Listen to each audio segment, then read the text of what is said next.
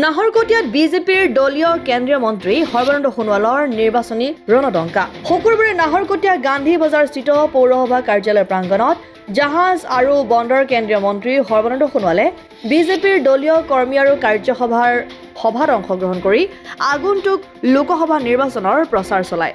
সভাত উপস্থিত থাকে স্থানীয় বিধায়ক তৰংগ গগৈ, ডিব্ৰুগড় লোকসভা সমষ্টিৰ প্ৰভাৰী অসীম হাজৰিকা, বিভিন্ন মণ্ডলৰ সভাপতি আৰু দলীয় কাৰ্যকৰ্তাসকল।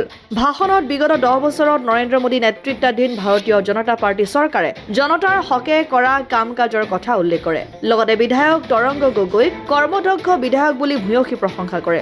সভাত উপস্থিত থকা বিধায়ক তৰংগ গগৈয়ে এইবাৰ নিৰ্বাচনত সৰ্বানন্দ সোণোৱালক বিপুল ভোটৰ ব্যৱধানত জয়ী কৰাবলৈ 191টা বুথ কমিটিক নিষ্ঠাৰে কাম কৰিবলৈ আহ্বান জনায়। ভাল লাগিছে আৰু বিশেষকৈ আমাৰ নাহৰকটীয়া বিধানসভা সমষ্টিৰ কৰ্ম উদ্যোগী জনপ্ৰিয় সফল বিধায়ক তৰংগ গগৈ ডাঙৰীয়াই সমষ্টিটোৰ ৰাইজৰ লগত সুসম্পৰ্ক ৰচনা কৰি ৰাইজৰ উন্নয়নৰ বাবে দিনে নিশাই যিমানখিনি কেন্দ্ৰীয় চৰকাৰ ৰাজ্য চৰকাৰ আঁচনি সঠিক ৰূপায়ণ কৰাৰ ক্ষেত্ৰত আত্মনিয়োগ কৰিছে, তাৰ বাবে আজি সমষ্টি উন্নয়নৰ দিশত আগুৱাই গৈছে।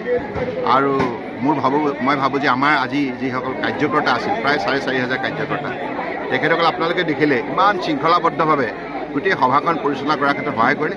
নিশ্চিতভাৱে তেখেতসকলে আমাৰ নাহৰকটীয়া বিধানসভা সমষ্টিৰ তৰংগ গগৈ ডাঙৰীয়াৰ নেতৃত্বত ৰাইজৰ আকৌ মন জয় কৰিবলৈ সক্ষম হ'ব। মই নাহৰকটীয়া বিধানসভা সমষ্টিৰ সমূহ ৰাইজৰ শীৰ্ষণত কৌটি কৌটি প্ৰণিপাত যাচিছোঁ, সকলোৱে আশীৰ্বাদ বিচাৰিছে।